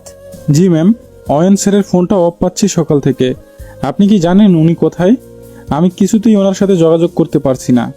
ম্যাম, আপনি কি জানেন উনি কোথায় আছেন? না, আমি জানি না। উনি কি বাসায় যাননি? না ম্যাম, উনি বাসায় যাননি, আর ওনার সাথে যোগাযোগও করতে পারছি না। রিয়াদ, আপনি কি আমার সাথে দেখা করতে পারবেন? জি, কেন বলুন তো ম্যাম। কিছু কথা আছে আপনার সাথে, আপনি ফ্রি হলে আমাকে জানিয়েন। রাখছি। জি ম্যাম। ফোনটা রাখার পর মাথায় হাত দিয়ে বসে পড়ল প্রাপ্তি। মাথা যেন বন্ধ বন্ধ লাগছে। কাজের লোকেরা জানিয়েছে কাল রাতে বাড়ি থেকে বের হয়েছে সে। কোথায় গেছে, কি করছে, সেটা রিয়াদ যদি না জানে, তাহলে আর কারো পক্ষে জানা সম্ভব না। না চাইতো বিষয়টা ভাবিয়ে তুলছে প্রাপ্তিকে। অয়নের সব থেকে খারাপ দিক ও রাগের বশে উল্টাপাল্টা কিছু করে ফেলেনি তো? উফ, আর ভাবতে পারছে না প্রাপ্তি। ভিলার ড্রাইভার প্রাপ্তিকে গাড়িতে করে অফিসে পৌঁছে দেয় বিকেল 5টা। ক্যাফেতে মুখোমুখি রিয়াদ এবং প্রাপ্তি। এখনো অব্দি অয়নের কোনো খোঁজ পায়নি সে।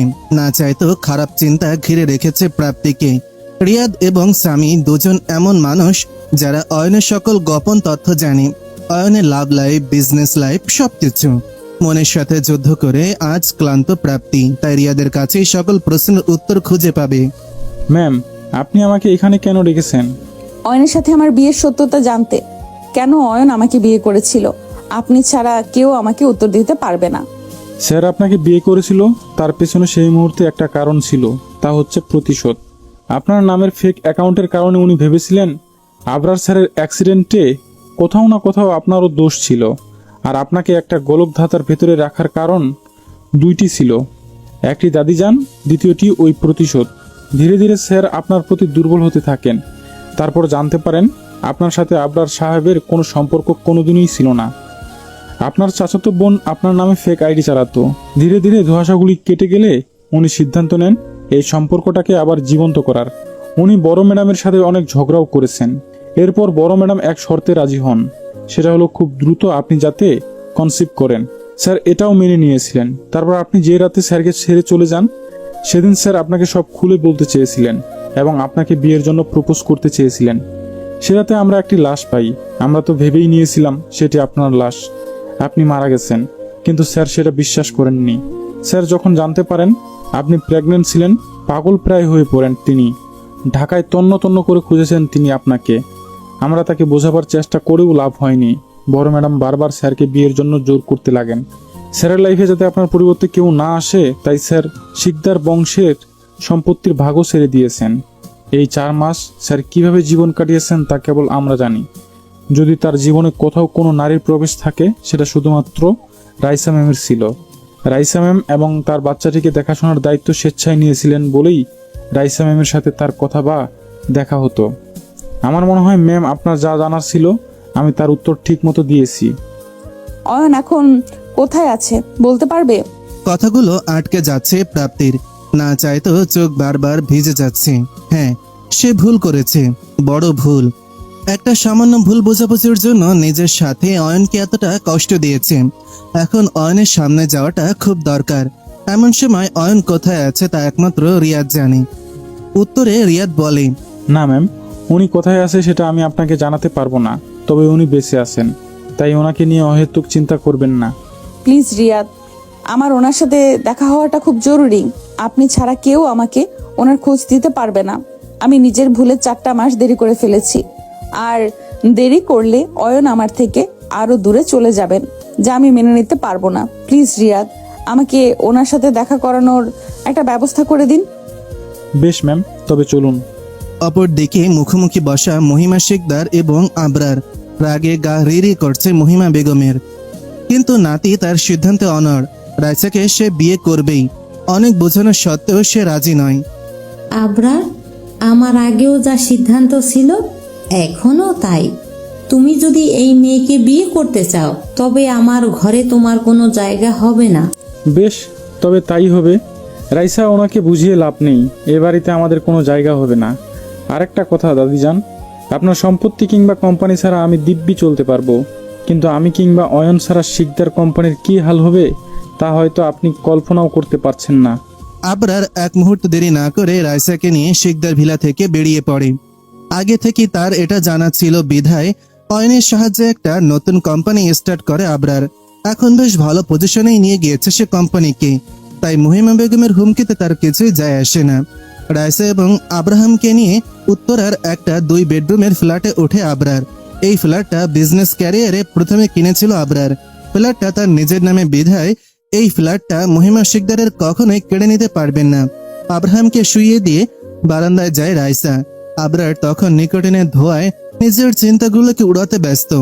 আবরারের দিকে নিপুণ দৃষ্টিতে তাকিয়ে থাকে রাইসা। আবরারের দৃষ্টি তখন বাইরের দিকে। হালকা কেশে বলে ওঠে, সিগারেট খাওয়া কিন্তু আমার পছন্দ নয়, আর আব্রাহামের জন্য সিগারেট খাওয়াটা উচিত হবে না। আবরার মুচকি হেসে সিগারেটটা বাইরে ফেলে দেয়। রাইসাকে পেছন থেকে জড়িয়ে ধরে তার কাঁধে থুতনি রাখে সে। বেশ, আজ থেকে নো সিগারেট। তবে নিকোটিনের নেশা যে বড় খারাপ, সহজে কাটানো যায় না। একটা নেশার বদলে এখন তো অন্য একটা নেশা করতে হবে। অন্য নেশা বলতে? তুই জলযন্ত্র নেশার তরি থাকতে এই নিকোটিনের নেশা আমাকে ছুতে পারবে না। আচ্ছা, কাল সকালে কাজে অফিসে যাব। অয়নকে জানিয়ে দিয়েছি, ওরাই সাক্ষী হিসেবে থাকবে। তাড়াহুড়ো করছিস না? অনেক দেরি হয়ে গেছে, আর দেরি করব না। বড্ড খিদে পেয়েছে। কি আনতে হবে বল, নিয়ে আসছি। তুই যাবি বাজারে? আর কেউ আছে? আচ্ছা, লিস্ট দিচ্ছি। বলে রাইসা ভেতরে চলে গেল। আবরারের মনটা মুহূর্তেই ভালো হয়ে গেছে। আজ সত্যি নিজেকে পূর্ণ লাগছে। অবশেষে তার পরিবার পূর্ণতা পেল। রাত 9টা। অয়নের নিজস্ব গোপন আস্তানার সামনে এসে নামিয়ে দিয়েছে প্রাপ্তিকে রিয়াদ। অয়নের যখন খুব মন খারাপ লাগে তখন সে এখানে আসে। এই আস্তানার খোঁজ কেবল 3 জন জানে, আবরার, সামি এবং রিয়াদ। শহর থেকে খুব দূরে অনাথ আশ্রম, যেখান থেকে দত্তক নেওয়া হয়েছিল তাকে। জায়গাটা মনের খুব কাছে অয়নের। কাল ভিলা ছেড়ে এখানে ছুটে এসেছে সে। ফোন অফ করে নিজেকে একা রুমে আটকে রেখেছিল। রিয়াদ ফোনে না পেয়ে বাধ্য হয়ে এখানে চলে আসে। অনাথ আশ্রমের দায়িত্বে যিনি আছেন তার নাম শমশের। শমশের সাহেব অয়নকে ছোট থেকে দেখে আসছেন। রিয়াদ যখনই এখানে এসেছেন তখনই তাকে রাতের সব কথা বলেন তিনি। তারপর দরজা ভেঙে রুমে ঢুকে দেখে জ্বরের ঘরে বেহুশ হয়ে রয়েছে। প্রাপ্তি ধীর পায়ে ভেতরে আসলে শমশের সাহেবের সাথে তার দেখা হয়। শমশের সাহেব তাকে দেখেই বলেন, তুমি প্রাপ্তি, তাই না? আপনি আমাকে চেনেন? অয়ন তোমার ছবি দেখিয়েছিল। সকাল থেকে ছেলেটার খুব জ্বর মা, জ্বরের ঘরে তোমার নাম ধরে ডাকছে। এখন তুমি এসে গেছো, ওকে দেখে রাখো। আপনি চিন্তা করবেন না, কিছু হবে না। রুমে প্রবেশ করে অয়নকে ঘুমন্ত দেখে পাশে বসে প্রাপ্তি। মানুষটার মুখের দিকে তাকানো যাচ্ছে না, নিজেকে অপরাধী লাগছে। সেদিন কেন তার জন্য অপেক্ষা করেনি প্রাপ্তি? নিজের একটা ভুলে আজকে তাদের এই দুজনকে এইভাবে বিক্ষিপ্ত করে দিয়েছে। অয়নের পাশে বসে হাতটা ধরে সারা রাত সেভাবেই কাটিয়ে দেয় প্রাপ্তি। সকাল 7টা, সূর্যের আলো মুখে পড়তেই ঘুম ভাঙে অয়নের। মাথাটা এখনো ধরে আছে, জ্বর নেই কিন্তু দুর্বলতা কাটেনি। হাতের ভার ভার লাগে। পাশ ফিরে দেখে প্রাপ্তি হাত দুইটা 2 হাত দিয়ে জড়িয়ে ধরে ওইভাবেই ঘুমিয়ে আছে। প্রথমে স্বপ্ন মনে হয়েছিল সবকিছু। প্রাপ্তির ঘুমন্ত মুখটা যেন তার সকল অসুখের ঔষধ। অজান্তেই হাতটা মুখের ওপর পড়ে থাকা চুলগুলো সরিয়ে দিল। মুখে ছোঁয়া পেতেই ঘুম ভেঙে যায় প্রাপ্তির। অয়নকে সজাগ দেখে প্রাপ্তি হন্তদন্ত হয়ে জিজ্ঞাসা করে, কিছু লাগবে? তুমি এখানে? ঠিকানা কোথায় পেলে? রিয়াদ দিয়েছেন। আপনার কিছু লাগবে? কেন এসেছো? আমার মুখ যাতে না দেখতে হয় তাই তো এখানে চলে এসেছি, তোমার থেকে দূরে। তাহলে আমি বলি কি, চলে যাও। আপনার জ্বর এখন নেই, তবে আপনি ফ্রেশ হয়ে যান, আমি খাবার নিয়ে আসছি। জ্বরে মরে যাব না, তোমার সেবার আমার প্রয়োজন নেই। চলে যাও। আবার মায়ায় বাঁধবে, আবার একা করে চলে যাবে। একাই তো থাকতে হবে, তবে এই মায়ার কি প্রয়োজন? বুঝিয়ে বলছেন তো? আমার একটা সামান্য ভুলে 4 মাস আমাদের জীবন থেকে চলে গেছে। বাকি জীবনটাও কি এইভাবে একাকিত্বের অন্ধকারে কাটাবো আমরা? মানছি ভুল হয়েছে, আপনাকে অনেক কষ্ট দিয়েছি, কিন্তু বিশ্বাস করুন আমি ভালো নেই। আমার হৃদয়টা বড্ড ফাঁকা। এই বরফ শীতল জীবনে আমিও ভালোবাসার উষ্ণতা চাই, আর সেটা কেবল আপনি দিতে পারবেন। ভালোবাসি আমি আপনাকে। জেদের বশে যে ভুল করেছি আবার সেটা করতে চাই না। প্লিজ ফিরিয়ে দিবেন না আমাকে। আর একা করে চলে যাবে না তো? না, মৃত্যু অবধি আপনার সাথে বাকিটা জীবন কাটিয়ে দিব, আপনার ছায়া হয়ে, আপনার শক্তি হয়ে। ভালোবাসি অয়ন, আমি আপনাকে ভালোবাসি। আমিও যে খুব ভালোবাসি। তোমাকে ছাড়া যে আমার চলবে না প্রাপ্তি, একদমই না। আজ তাদের ভালোবাসা যেন পূর্ণতা পেল। সকল ভুল বোঝাবুঝি মিটিয়ে ভালোবাসার উষ্ণতায় তাদের হৃদয় পরিপূর্ণ হলো। একই দিনে অয়ন এবং প্রাপ্তি আর আবরার এবং রাইসা কাজী অফিসে আবার বিয়ে করল। মহিমা বেগম শাস্ত্রী স্বরূপ সারা জীবনের একাকিত্ব মেনে নিল। আব্রাহামকে নিয়ে অয়ন, প্রাপ্তি, আবরার এবং রাইসা আবার নিজেদের মতন করে নিজেদের একটা সুখের আস্তানা সাজালো, যেখানে বাহ্যিক ঝড় থাকলেও নিজেদের মাঝে কোনো দুঃখ ক্লেশের স্থান নেই। পানের চিটা মুখে পড়ায় ঘুম ভেঙে গেল অয়নের। পিটপিট করে চোখ মিলে ড্রেসিং টেবিলের দিকে তাকাতেই চোখ আটকে গেল তার। প্রাপ্তির ড্রেসিং টেবিলের সামনে দাঁড়িয়ে খুব নিপুণভাবে চুল মুছছিল। এক দৃষ্টিতে প্রাপ্তিকে দেখছিল অয়ন। পরনে বেগুনি রঙের শাড়ি। বেগুনি রংটা খুব একটা পছন্দ নয় অয়নের, কিন্তু হলদেটে সাদা গায়ের সাথে রংটা যেন মিশে গেছে প্রাপ্তির সাথে, যেন রংটা তার জন্যই বানানো। অয়নের কাছে ভালো লাগছে। একটা স্নিগ্ধ বেগুনি পরি দাঁড়িয়ে আছে, ভেজা চুল থেকে টপ টপ করে পানি পড়ছে, মুখে এখনো পানির কণাগুলো মুক্তের মতন লেগে আছে। ঘাড়ের গাঢ় তিলটা ছুঁয়ে দেওয়ার অদম্য ইচ্ছা অয়নকে পাগল করে দিচ্ছে। ধীর পায়ে বিছানা ছেড়ে প্রাপ্তের পেছনে দাঁড়ায় সে। আলতো ঠোঁটে তিলটাকে ছুঁয়ে দিতেই কেঁপে ওঠে প্রাপ্তি। আজ বিয়ের 4 বছর হতে চলল তাদের, কিন্তু আজও প্রাপ্তি এতটাই লাজুক যতটা 4 বছর আগে ছিল। অয়নের ছোঁয়া আজও তার শীতদাঁড়ায় শীতল পরশ বয়ে দেয়। অয়নের ছোঁয়া আগেও যেমন কোনো নোংরামি ছিল না, আজও নেই। শুধু ভালোবাসার উষ্ণতা অনুভব হয় এই স্পর্শে। পেছন থেকে জড়িয়ে ধরে কাঁধে থুতনি ঠেকিয়ে বলে অয়ন, তুমি কি জানো তুমি বড্ড নিষ্ঠুর? কেন? আমি প্রতিনিয়ত প্রতি সেকেন্ড নতুন করে তোমার প্রেমে পড়ি। আমি যে তোমাতে আসক্ত হয়ে গেছি প্রিয়তমা, অথচ দেখো তোমার হুঁশই নেই। প্রতিদিন আরো বেশি মাতাল করে তুলছো আমায়। এটা কি উচিত? তাই বুঝি। তাছাড়া বলছি কি, প্রতি সকালে তোমার মায়াবী মুখটা আমায় পাগল করে দেয়, অথচ দেখো তুমি নিষ্ঠুরের মতো আমাকে অফিস পাঠিয়ে দাও। প্রতিদিন এক ডায়লগ না দিলে হয় না? প্রতিদিন অফিস না গেলে হয় না? আবরার ভাই আব্রাহাম আর বৌমণিকে নিয়ে ঘুরতে গিয়েছে, এর মধ্যে তুমিও যদি অফিসে না যাও কিভাবে চলবে? ভাই আছে মজায়, সুন্দর বউ বাচ্চা নিয়ে সেকেন্ড হানিমুনে চলে গেল। এখানে আমি প্রথম হানিমুনেই যেতে পারলাম না। কোথায়? কুয়াকাটা না ঘুরে আসলাম গত মাসে? 2 days 3 nights প্যাকেজ। আর যাই হোক, হানিমুন হয় না, আর ওটা তোমার এক্সিবিশন ছিল। ওখানে তুমি আমাকে কম নিজের ভক্তদের অটোগ্রাফ দিতে ব্যস্ত ছিলে। হয়েছে, আর পাপি লুক দিতে হবে না। আজ তোমার পছন্দের নাস্তা, ভুনা খিচুড়ি আর চুই ঝালের মাংস। রেডি হয়ে যাও, নয়তো অফিসে লেট হয়ে যাবে। তোমার মুখে তুমিটা একদম বুকে যেয়ে লাগে। আর কত মাতাল করবে মায়াবতী? ফ্লার্ট করার স্বভাবটা বদলাবে না। আমি আমার আপন বউয়ের সাথে ফ্লার্ট করছি, থরি না পাশের বাড়ির ভাবির সাথে ফ্লার্ট করতেছি? বলো তো, করা স্টার্ট করি? খুন করে ফেলবো বলে দিলাম। ওকে ওকে খিচুড়ি, আমি আসছি। উফ মার ডালা, আর কতবারই হাসিতে আমাকে খুন করবে? বলেই প্রাপ্তির কপালে উষ্ণ ছোঁয়া দিয়ে ওয়াশরুমে চলে গেল অয়ন। এই 4 বছরে অনেক কিছু বদলে গেছে। আর্টিস্ট হিসেবে প্রাপ্তি দেশে খুব খ্যাতি পেয়েছে। আবরার এবং অয়নের কোম্পানি টপ 10 কোম্পানিতে চলে এসেছে। রাইসাও কোম্পানির ম্যানেজিং ডিরেক্টর হিসেবে জয়েন করেছে। আব্রাহামের হেলথ এখন অনেক প্রোগ্রেসিভ পজিশনে, আর একটু বড় হলে ছোট্ট একটা অপারেশন করলেই হবে। মহিমা শিকদার মারা গেছেন, 2 বছর হয়েছে। তার সব সম্পত্তি আবরার দান করে দিয়েছে। প্রাপ্তি আর অয়নের সংসারে কোনো কমতি নেই সুখের। কমতি আছে শুধু একজন নতুন সদস্যের। কিন্তু প্রাপ্তির পক্ষে বাচ্চা নেওয়াটা একটু রিস্কি হয়ে যাবে বলে অয়ন বাচ্চা নিতে নারাজ। বারবার বুঝিও টায়ার্ড প্রাপ্তি, কিছুতেই বাচ্চা নিতে রাজি নয় সে।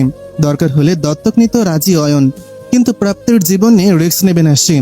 মাঝে মাঝে যখন আড়ালে প্রাপ্তি কাঁদে, তখন নিজেকেও সামলানো কঠিন হয়ে পড়ে অয়নের ক্ষেত্রে। কিন্তু সে প্রাপ্তিকে হারাতে রাজি নয়। সেও চায় ছোট্ট একটা প্রাপ্তি তাদের টোনাটুনে দুনিয়াতে আসুক, যাকে দেখে সারাদিনের ক্লান্তি নিমিষেই ঘুচে যাবে, যাকে কোলে নিলে মনের থাকা খালি জায়গাটা পূরণ হয়ে যাবে, যার আধো আধো বলিতে বলা বাবার ডাক হবে পৃথিবীর সবচেয়ে মিষ্টি বলি। কিন্তু এর বিনিময়ে প্রাপ্তিকে হারাতে সে রাজি নয়। সুখেই তো আছে, না হয় থাক কিছু অপূর্ণতা, কি আসে যায় এতে। রাত 8টা, অফিস থেকে ক্লান্ত হয়ে ফিরে এসেছে অয়ন। সারাদিন প্রাপ্তির সাথে কথা বলা হয়নি। বাড়িতে এসে দেখলো কোনো কাজের লোক নেই। বেশ খটকা লাগলো অয়নের। নিজের রুমে পা রাখতেই দেখলো সারা ঘর অন্ধকার। প্রাপ্তিকে ডাক লাগালো সে, কিন্তু কোনো সাড়া শব্দ না পেয়ে ব্যস্ত হয়ে পড়ল। হঠাৎ খেয়াল করলো কোনো মানবী ধীরে ধীরে সকল মোম জ্বালাচ্ছে। নুপুরের ঝংকারে মুখরিত ঘর, সারা ঘর মোমের আলোয় আলোকিত, গোলাপের সৌরভে মুখরিত। আর সামনে মানবের দিক থেকে যেন চোখে সরছে না অয়নের। সাদা শাড়িতে কোনো স্বর্গের অপ্সরা থেকে কম লাগছে না। এক দৃষ্টিতে তাকিয়ে আছে অয়ন তার মায়াবতীর দিকে। হাতের ব্যাগটা বেডের পাশে রেখে হাতের বাঁধন দিয়ে গলাটা জড়িয়ে ধরে ধীর গলায় প্রাপ্তি বলল, আজ জ্যোৎস্না বিলাসের শখ জেগেছে। অয়ন শিকদারের স্ত্রী জ্যোৎস্না বিলাস করতে চায়। খাওয়া দাওয়ার পরে ছাদে যাওয়া যাক। আজকে ম্যামের মতলব তো সুবিধার মনে হচ্ছে না, ব্যাপারটা কি? আজকের ডেট কি স্যারের মনে আছে? আগস্টের 3 কেন? তোমার মনে নেই? কেন মনে থাকবে না? আজ প্রথম আমি তোমায় আমার মনের কথা বলেছিলাম। তাহলে তাড়াতাড়ি ফ্রেশ হয়ে যান, খেয়ে ছাদে যাব, আজ পূর্ণিমা। বেশ, জো হুকুম মহারানী। বলেই কাবার্ডের কাছে চলে যায় অয়ন। কাপড় নিতে নিতে একটা ফাইল চোখে পড়ে। ফাইলটা খুলতে যা চোখে পড়ে তাতে মুহূর্তের জন্য মাথা ফাঁকা হয়ে যায় অয়নের। তাহলে এজন্যই এত প্রস্তুতি? খাওয়ার পর ছাদের দোলনায় গিয়ে বসে তারা দুজন। আজ প্রাপ্তির মন খুব ভালো। প্রাপ্তিকে এক দৃষ্টিতে দেখে যাচ্ছে অয়ন। আকাশের দিকে তাকিয়ে প্রাপ্তি বলে, আর চাঁদটাকে বড্ড সুন্দর লাগছে, তাই না? আমার চাঁদ তার থেকেও সুন্দর। আমার চাঁদকে দেখে আকাশের চাঁদও হিংসা করে। আজ যদি তোমার কাছে কিছু চাই দিবে? তুমি জানো আমি তোমাকে কি দিতে পারবো না। এই বাদে যা চাইবে সব দিতে রাজি। মাতৃত্বের স্বাদ পেতে যে আমার বড্ড ইচ্ছে হয় অয়ন। আমার একটাই আক্ষেপ, আপনার ইচ্ছে হয় না আমাদের একটি সন্তান থাকুক? কম ডক্টর তো দেখাইনি প্রাপ্তি, তবুও কেন? আজ আমি অন্য কিছু চাইবো, দিবেন? যদি সামর্থ্য হয় তবে দিব।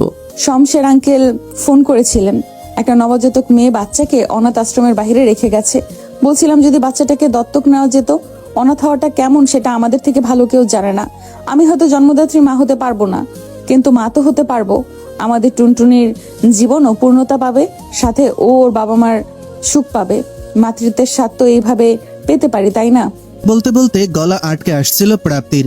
অয়নের চোখও চিকচিক করছে। প্রাপ্তির চোখে মুখে অজস্র চুমু এঁকে দিয়ে বলে, থ্যাংক ইউ প্রাপ্তি। অবশেষে আমরাও প্যারেন্টস হব।